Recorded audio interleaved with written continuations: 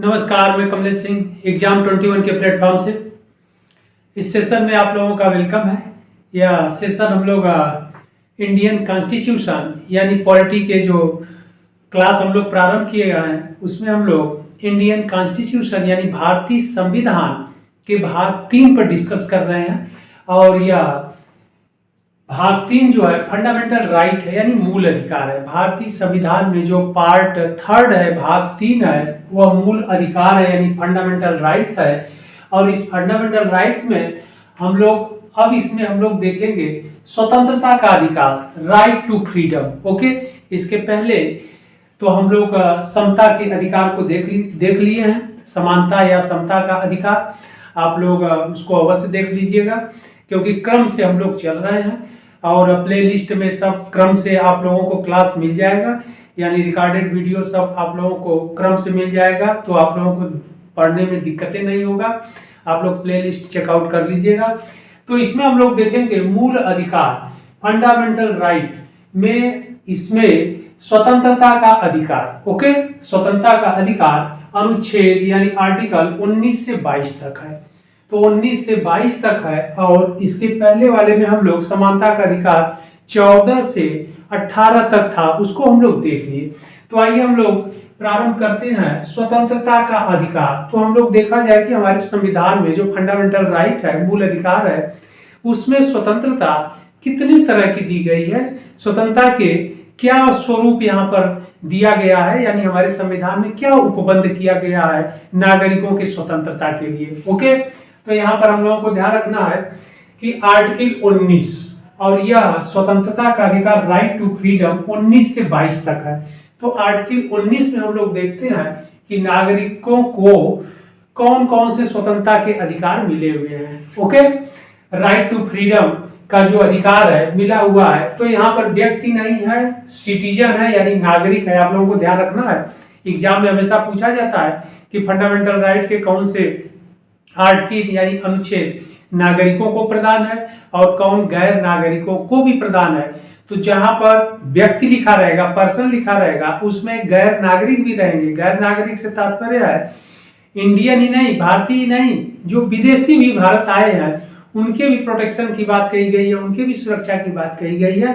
तो जिन जिन अनुच्छेद में पर्सन शब्द का प्रयोग रहेगा तो आप समझ लेना आप लोग कि वहां पर विदेशी और भारतीय दोनों लोगों की बात हो रही है। और जहां पर ओनली नागरिक शब्द लिखा रहेगा, सिटीजन लिखा रहेगा, वहां पर सिर्फ भारतीय की बात है, इंडियन लोगों की बात है, यानी हम भारत के लोगों की बात है। ओके, कि वह आर्टिकल केवल अपने नागरिकों को ही अवेलेबल रहेगा, विदेशियों को या गैर नागरिकों को उसका लाभ नहीं मिलेगा। ओके, तो यहाँ पर हम लोग देखते हैं आर्टिकल 19।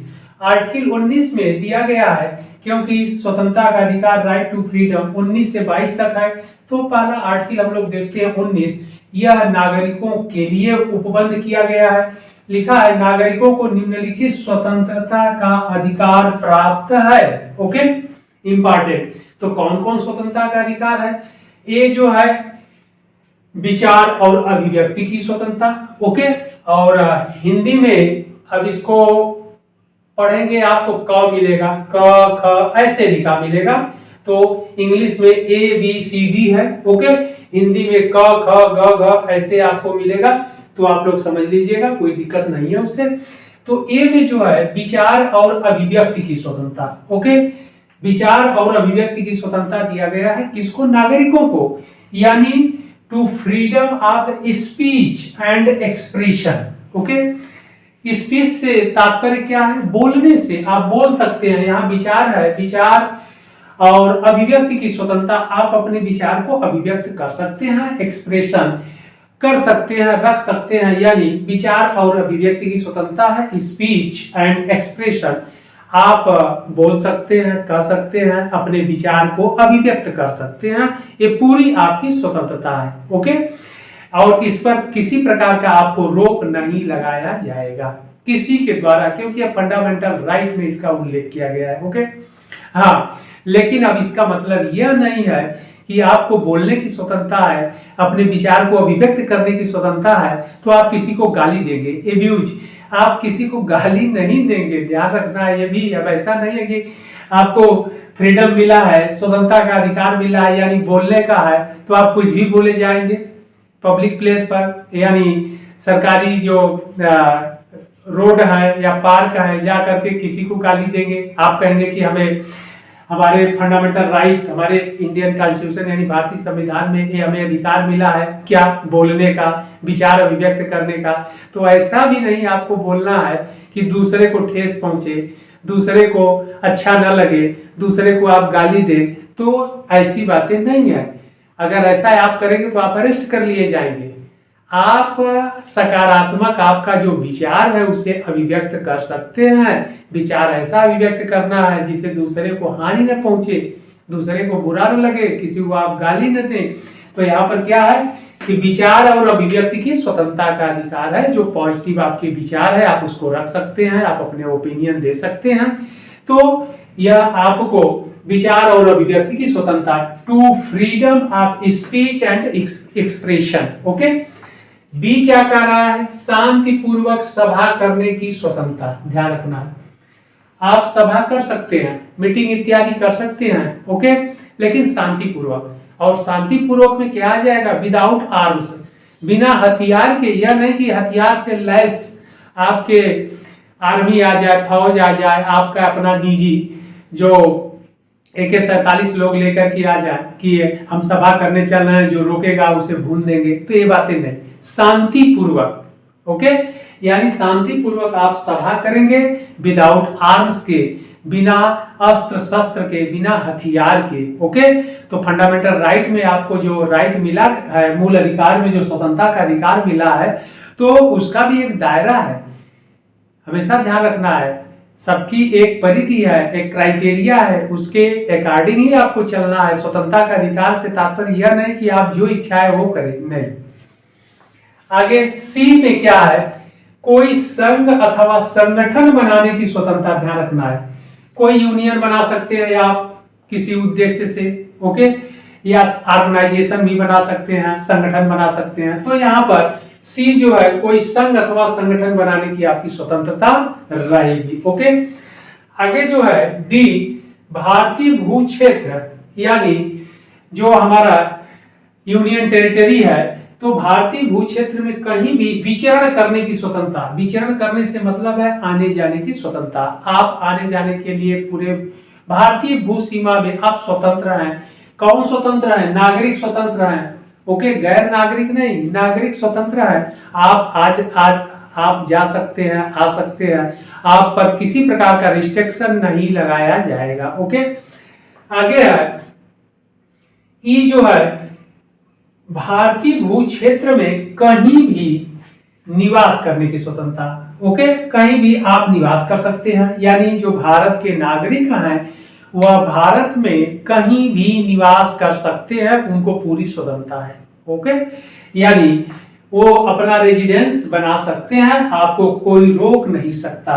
ओके, अब यहाँ पर जी जो है, कोई व्यापार और व्यवसाय करने की स्वतंत्रता। इंपॉर्टेंट, यानी किसको, नागरिकों को, सिटीजन को किसी प्रकार का आप व्यापार और व्यवसाय कर सकते हैं। व्यवसाय से तात्पर्य ऑक्यूपेशन, अपनी रुचि और सामर्थ्य के अनुसार आप कोई भी व्यवसाय और व्यापार कर सकते हैं विदाउट रिस्ट्रिक्शन, किसी प्रकार के बिना अवरोध के या बिना रोक के। ओके, अब यहाँ पर ध्यान रखिएगा, यहाँ पर ABCDE, एक यहाँ यप था तब जी आएगा। यप जो है कैंसिल कर दिया गया, हटा दिया गया है। क्यों हटा दिया गया है, यह प्रॉपर्टी यानी संपत्ति का अधिकार दिया गया था। यफ में, फंडामेंटल राइट में जो यफ क्लास था, इसमें संपत्ति का अधिकार दिया गया था, संपत्ति के अर्जन से संबंधित अधिकार दिए गए थे, मूल अधिकार। लेकिन 44वें संविधान संशोधन के द्वारा इसे यहां से हटा दिया गया, इसलिए यफ जो है, ई के बाद जो यफ है यह समाप्त हो गया है और इसे संपत्ति का अधिकार विधिक बना दिया गया, लीगली कर दिया गया और उसे अनुच्छेद 300 क में स्थान दे दिया गया। आगे वाले पिछले क्लास में हम लोग देखे थे 3 क में 300 आर्टिकल 300 में संपत्ति को ले जाकर के कानूनी रूप से वहां पर अधिकार दे दिया गया है कि संपत्ति से संबंधित गवर्नमेंट यानी भारत सरकार कभी भी कानून बना सकती है। किसी भी तरह का जरूरत पड़ेगा हमारी संपत्ति छीन भी सकते हैं। हाईवे इत्यादि, रोड या ट्रेन या हवाई पट्टी कुछ भी जब बनता है तो जमीन का अधिग्रहण होता है या फिर इनकम टैक्स इत्यादि जैसे जीएसटी ये सब लगाए जाते हैं। तो अगर फंडामेंटल राइट रहेगा तो हम अपनी संपत्ति पर किसी प्रकार का गवर्नमेंट को अधिकार होने करने नहीं देंगे। ओके, इसीलिए यहां से इसको हटा दिया गया। 44वें संविधान संशोधन के द्वारा हम लोग उस पर डिस्कस कर लिए थे कि आर्टिकल 31 में 31 में संपत्ति संबंधित फंडामेंटल राइट में भी अधिकार दिया गया था और यहाँ 19 यफ में भी दिया गया था। ओके, तो इस प्रकार यफ को यहाँ से अब निरस्त कर दिया गया है, रिपेल कर दिया गया है, हटा दिया गया है। तो इस प्रकार A B C D E और जी इतने जो सब क्लाज हैं वह आर्टिकल अनुच्छेद 19 में है और नागरिकों को प्रदान किए गए हैं यह स्वतंत्रता के अधिकार के अंतर्गत। ओके, इंपॉर्टेंट है।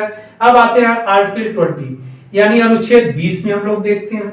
अनुच्छेद 20 में क्या है? यहां पर अनुच्छेद 20 में अपराधों के लिए दोष सिद्धि के संबंध में संरक्षण। ओके, यानी protection in respect of conviction for offence. Okay, यानी अपराधों के लिए दोष सिद्धि के संबंध में संरक्षण दिया गया है किसमें? अनुच्छेद 20 में। ओके, आर्टिकल 20 यानी अनुच्छेद 20। अनुच्छेद 20 में हम लोग देखते हैं क्या, इसमें जो पहला पॉइंट है, फर्स्ट है, वह है किसी भी व्यक्ति को केवल प्रवृत्त विधि के उल्लंघन पर ही आरोपित किया जा सकता है। ओके, यानी यहाँ पर अपराध से संबंधित बातें हैं तो इसमें कहा गया है कि किसी भी व्यक्ति को केवल प्रवृत्ति विधि के उल्लंघन पर ही आरोपित किया जा सकता है, यानी अरेस्ट किया जा सकता है, गिरफ्तार किया जा सकता है। अगर वह कोई ऐसा कार्य किया है जो नहीं करना चाहिए और वह कानून के अंतर्गत दंडनीय था, दंडनीय अपराध के अंतर्गत आता है, तब उसे उस विधि के उल्लंघन पर यानी लाभ के उल्लंघन पर, कानून के उल्लंघन पर उसे क्या किया जाएगा? अरेस्ट किया जाएगा, आरोपित किया जा सकता है। अन्यथा अगर वह कानून अथवा किसी विधि का उल्लंघन नहीं किया है जो अपराध के प्रकृति का है तो उसे अरेस्ट नहीं किया जाएगा। ओके, अगर ऐसा करता है तो उसे अरेस्ट किया जाएगा तथा उस अपराध के लिए, ओके, उस अपराध के लिए निर्धारित दंड से अधिक दंड नहीं दिया जाएगा। ओके, यानी जो व्यक्ति अगर कानून का उल्लंघन करता है, जो अपराध के दायरे में आता है, तो उसे अरेस्ट किया जाएगा और फिर उस कानून के उल्लंघन पर जितना दंड निर्धारित किया गया है उतना ही उसे दंड दिया जाएगा, यानी निर्धारित दंड से अधिक दंड नहीं दिया जाएगा। ओके, तो यह अनुच्छेद 20 का पहला पॉइंट है। दूसरा पॉइंट यह है कि किसी व्यक्ति को एक ही अपराध के लिए एक से अधिक बार दंडित नहीं किया जाएगा। अगर आपने किसी की बाइसाइकिल यानी साइकिल उसकी चोरी किए हैं और उसके लिए आपको एक बार दंडित कर दिया गया है तो फिर दोबारा आपको दंड नहीं दिया जाएगा। ओके, वही कहा जा रहा है कि किसी व्यक्ति को एक ही अपराध के लिए एक से अधिक बार दंडित नहीं किया जाएगा। ओके, तो यह दूसरा पॉइंट था। तीसरा पॉइंट हम लोग देखते हैं आर्टिकल 20 का यानी अनुच्छेद 20 का। किसी भी अपराधी यानी आरोपित व्यक्ति जिसे दंडित करना है या जो गिरफ्तार अरेस्ट किया गया है, किसी भी अपराधी व्यक्ति को अपने विरुद्ध साक्ष्य देने के लिए बाध्य नहीं किया जाएगा। यह भी इंपॉर्टेंट पॉइंट है कि किसी भी अपराधी को अपने ही विरुद्ध साक्ष्य देने के लिए एविडेंस यानी प्रमाण, जिसे आप कहते हैं कि तुमने चोरी किया है, प्रमाण दो। तो यहाँ पर यह है कि किसी भी अपराधी व्यक्ति को अपने विरुद्ध साक्ष्य देने के लिए बाध्य नहीं किया जाएगा। तो इतने पॉइंट किसमें दिए गए हैं? आर्टिकल 20 में यानी 20 में दिए गए हैं। पहला पॉइंट, दूसरा पॉइंट और तीसरा पॉइंट आप लोग अच्छे से देख लीजिएगा। पहला पॉइंट यही है कि किसी भी व्यक्ति को केवल किसी विधि यानी प्रवृत्ति विधि के उल्लंघन पर ही आरोपित किया जा सकता है तथा उस अपराध के लिए निर्धारित दंड से अधिक दंड नहीं दिया जाएगा। ओके, 2 नंबर पर है, सेकंड है किसी व्यक्ति को एक ही अपराध के लिए एक से अधिक बार दंडित नहीं किया जाएगा। तीसरा पॉइंट है किसी भी अपराधी व्यक्ति को अपने विरुद्ध साक्ष्य देने के लिए बाध्य नहीं किया जाएगा। ओके, आगे बढ़ते हैं, आर्टिकल 21 पर बढ़ते हैं, अनुच्छेद 21 पर। अनुच्छेद 21 में दिया गया है, आर्टिकल 21 अनुच्छेद 21 में दिया गया है प्राण और दैहिक स्वतंत्रता का अधिकार। ओके, यानी प्रोटेक्शन ऑफ लाइफ, यानी जीवन की रक्षा की बात यहाँ कही गई है। यानी प्राण और दैहिक स्वतंत्रता का अधिकार, protection of life and personal liberty, यानी व्यक्तिगत स्वतंत्रता, प्रोटेक्शन यानी जीवन की सुरक्षा, और फिर पर्सनल लिबर्टी यानी व्यक्तिगत स्वतंत्रता की बात कही गई है कि प्राण और दैहिक स्वतंत्रता के अधिकार की बात कही गई है। तो यहाँ पर किसी व्यक्ति को उसके प्राण या दैहिक स्वतंत्रता से विधि द्वारा स्थापित प्रक्रिया के अनुसार ही वंचित किया जा सकता है। ओके, इसका मतलब यह है कि फंडामेंटल राइट में नागरिकों को के लाइफ यानी जीवन के प्रोटेक्शन यानी सुरक्षा की बात भी कही गई है, गारंटी दी गई है कि आपके जीवन की प्राण और दैहिक स्वतंत्रता की का अधिकार है। यानी पूरी तरह से आप अपने जीवन को यानी लाइफ को सुरक्षित रख सकते हैं और अपनी स्वतंत्रता को बनाए रख सकते हैं। इस पर किसी प्रकार से निर्बंधन या रिस्ट्रिक्शन या प्रतिबंध नहीं लगाया जाएगा।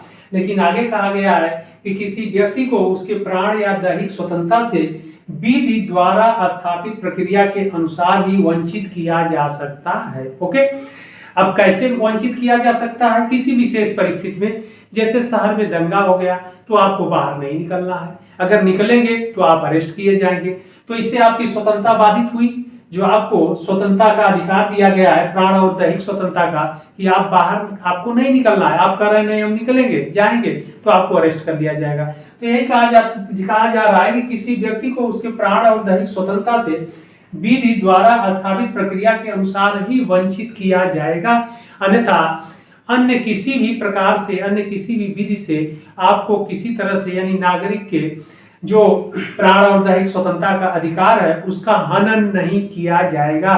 जैसे कोविड के दौरान किया गया, कोविड के दौरान सभी को अपने घर में रहना पड़ा। ओके, तो ऐसे में अगर कोई बाहर निकलता है और कहता कि हमारी स्वतंत्रता का अधिकार है, हम आएंगे जाएंगे जो इच्छा है वो करेंगे, अपने जीवन के अकॉर्डिंग अपनी स्वतंत्रता के अनुसार, तो आप पर विधि के अनुसार, कानून के अनुसार रिस्ट्रिक्शन लगाया जाएगा। ओके, तो यहाँ पर आर्टिकल 21 में प्राण और दैहिक स्वतंत्रता से संबंधित अधिकार दिया गया है, protection of life and personal liberty की बात यहाँ पर कही गई है। अगला आर्टिकल है अनुच्छेद 21 का यानी आर्टिकल 21A। ओके, तो इसमें क्या दिया गया है? राइट टू एजुकेशन यानी शिक्षा का अधिकार दिया गया है। राइट टू एजुकेशन दिया गया है यानी शिक्षा का अधिकार दिया गया है। तो किसको दिया गया है? शिक्षा प्राप्त करने का अधिकार किसको है?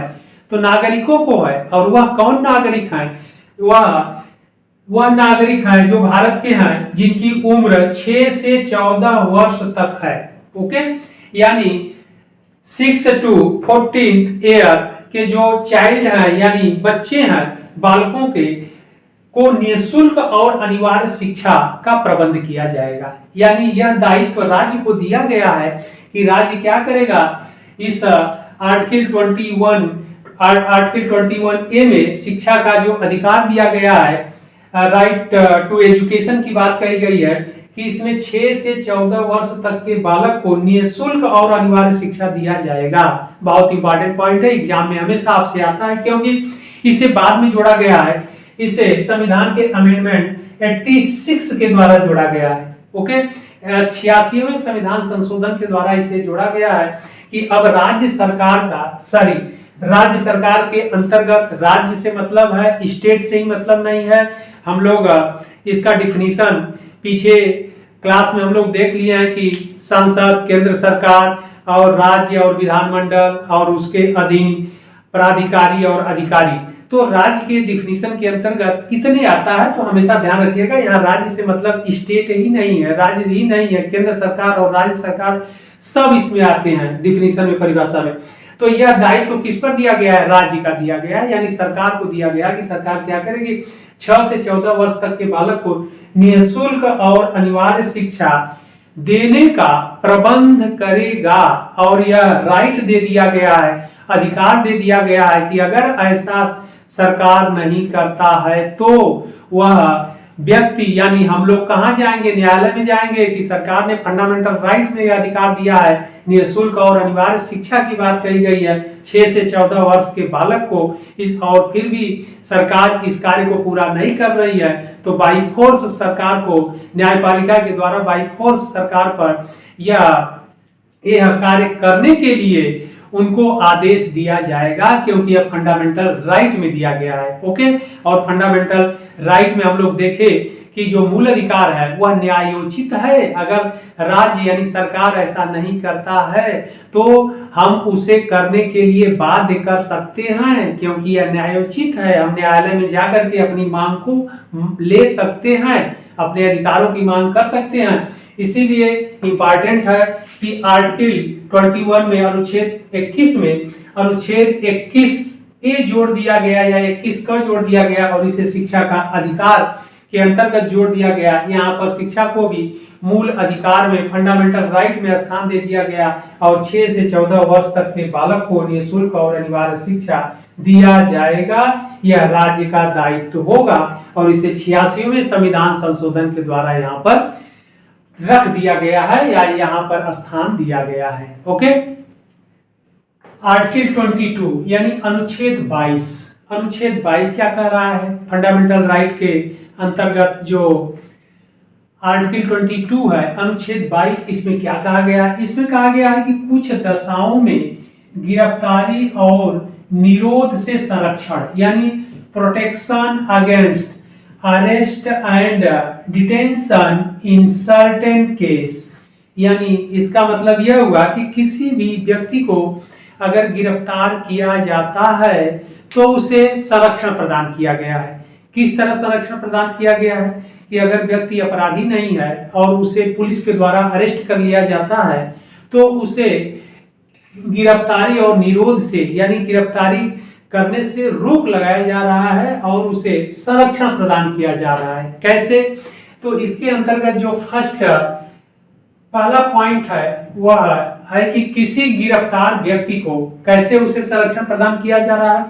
किसी गिरफ्तार व्यक्ति को उसकी गिरफ्तारी का, यानी अरेस्ट किया जा रहा है, किसी व्यक्ति को अरेस्ट कर लिया गया, तो किसी व्यक्ति को अगर अरेस्ट कर लिया जाता है तो किसी गिरफ्तार व्यक्ति को उसकी गिरफ्तारी का कारण बताना आवश्यक होगा। ओके, यानी किसी व्यक्ति को अगर अरेस्ट कर लिया जा रहा है, आपको या हमें किसी को अरेस्ट कर लिया गया, तो हम लोग यह पूछेंगे, या पुलिस का यह कर्तव्य है या दायित्व है कि वो बताएगा कि हमें किस कारण से अरेस्ट किया गया है। कारण जानना बहुत जरूरी है। ओके, बिना कारण के पुलिस अरेस्ट नहीं कर सकती। तो यह संरक्षण प्रदान कर रहा है किससे? गिरफ्तारी से। ओके, तो अनुच्छेद 22 जो है गिरफ्तार व्यक्ति को संरक्षण प्रदान कर रहा है कि अगर पुलिस ऐसा नहीं कर रहा है कि रीजन नहीं बता रहा है तो गिरफ्तार वह नहीं कर सकता है। ओके, तो आगे क्या कर रहा है? अगर वह गिरफ्तार कर लेता है तो जो गिरफ्तार व्यक्ति है उसे अपने पसंद के विधि सलाहकार से विचार करने और अपना बचाव कराने का अधिकार होगा। ओके, इंपॉर्टेंट पॉइंट है। अब यहाँ पर पूरा पढ़ देते हैं, फिर समझा देते हैं। कह रहा है पहला पॉइंट, इस अनुच्छेद 22 का पहला पॉइंट है कि किसी गिरफ्तार व्यक्ति को उसकी गिरफ्तारी का कारण बताना आवश्यक होगा तथा उसे अपने पसंद के विधि सलाहकार से, विधि सलाहकार का मतलब एडवोकेट, वकील, लॉयर जिसे आप कहते हैं, तो उसे अपने पसंद के विधि सलाहकार से विचार करने और अपना बचाव कराने का अधिकार होगा। ओके, यानी गिरफ्तार, किसी को गिरफ्तार कर लिया जाता है तो गिरफ्तारी का कारण बताना आवश्यक होगा, और इसके बाद उस व्यक्ति को इतना स्वतंत्रता रहेगी, उसे यह स्वतंत्र अधिकार है कि वह अपने पसंद के किसी भी विधि सलाहकार यानी एडवोकेट को ले सकता है, उनसे सलाह ले सकता है और अपने बचाव के लिए मतलब उनसे विचार ले सकता है, सलाह ले सकता है और अपना बचाव कराने के लिए उसे अधिकार प्राप्त होगा। ओके, कोई इस पर रोक नहीं लगाया जा सकता है कि किसी अपराधी को या किसी व्यक्ति को अरेस्ट कर लिया जाता है तो उस पर यह अधिकार या उस पर इस प्रकार का प्रतिबंध नहीं लगाया जाता है कि आप किसी एडवोकेट से सलाह नहीं लेंगे, अपने बचाव के लिए किसी एडवोकेट को नियुक्त नहीं करेंगे। ओके, ऐसा प्रतिबंध नहीं लगाया जा रहा है। इसीलिए अगर किसी व्यक्ति को गिरफ्तार किया जाता है तो वह अपने विधि सलाहकार को चुनने और अपने बचाव के लिए उस एडवोकेट यानी वकील को रखता है। वह आर्टिकल यही है, अनुच्छेद 22 के अंतर्गत, ओके, 22 के अंतर्गत। दूसरा जो पॉइंट है, गिरफ्तार व्यक्ति को 24 घंटे के अंदर, अब यहाँ ध्यान रखना है कि किसी व्यक्ति को गिरफ्तार कर लिया गया तो उसे 24 घंटे के अंदर मजिस्ट्रेट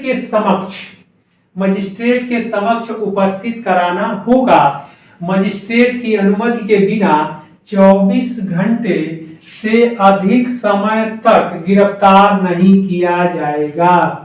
अगर किसी व्यक्ति को अरेस्ट कर लिया जाता है पुलिस के द्वारा, बाई फोर्स यानी पुलिस के द्वारा अरेस्ट कर लिया जाता है तो 24 घंटे के अंदर उसे मजिस्ट्रेट के समक्ष उपस्थित कराना होगा और मजिस्ट्रेट की अनुमति के बिना उसे 24 घंटे से अधिक समय तक गिरफ्तार नहीं किया जा सकता है। यानी मजिस्ट्रेट के आदेश पर ही उसे अधिक समय के लिए जेल में या कारागार में या गिरफ्तार किया जा सकता है। ओके, तो यह कंडीशन है कि किसी गिरफ्तार व्यक्ति को 24 घंटे के अंदर मजिस्ट्रेट के समक्ष प्रस्तुत किया जाएगा, पेश किया जाएगा और मजिस्ट्रेट के आदेशानुसार ही उसे 24 घंटे से अधिक मतलब 2 दिन, 4 दिन, 1 सप्ताह, 14 दिन तक हिरासत में लिया जाएगा। मजिस्ट्रेट जितना आदेश करे, ओके, उसके अनुसार उसे गिरफ्तार किया रखा जाएगा यानी कारागार में रखा जाएगा। अगला जो तीसरा पॉइंट है यह है कि इस अनुच्छेद से तात्पर्य है 22, अनुच्छेद 22। इस अनुच्छेद की कोई बात विदेशी शत्रु पर, ध्यान रखना है, विदेशी शत्रु पर लागू नहीं होगा। मतलब इस अनुच्छेद की कोई बात जो है यह विदेशी शत्रु के ऊपर लागू नहीं होगा। उसे बिना मजिस्ट्रेट के समक्ष पेश किए उसे 3 महीने तक गिरफ्तार किया जा सकता है, उसके लिए अलग प्रावधान है। ओके, किसी विदेशी शत्रु को अगर गिरफ्तार किया जाता है, आतंकवादी को गिरफ्तार किया जाता है तो उस पर यह अनुच्छेद 22 के जो प्रावधान है लागू नहीं होंगे, आप ऐसे समझ लीजिए। ओके, तो यह बहुत इंपॉर्टेंट है, बहुत अच्छे से मैं आप लोगों को समझा रहा हूं, सब समझ में आ जाएगा और इसको आप लोग नोट करते जाइएगा। बहुत अच्छे से आपका नोट्स भी तैयार हो जाएगा, सारे एग्जाम के क्वेश्चंस आपके मिल जाएंगे, कोई इससे बाहर क्वेश्चन नहीं पूछा जाता है जनरल स्टडी या सामान्य अध्ययन के क्वेश्चन में। ओके, सामान्य अध्ययन के पेपर में इससे बाहर क्वेश्चन नहीं किया जाता है, बहुत डेप्थ में आप लोगों को समझा रहे हैं, तो इसको ध्यान रखिएगा। आप लोग अच्छे से पढ़िए और अपने फ्रेंड्स को भी शेयर कर दिया करिएगा आप लोग, जिससे अधिक से अधिक लोग इसका लाभ ले लें। ओके, तो आप लोग इसको स्क्रीनशॉट भी ले लीजिएगा, देख लीजिएगा। फिर हम लोग मिलते हैं अगले सेशन में।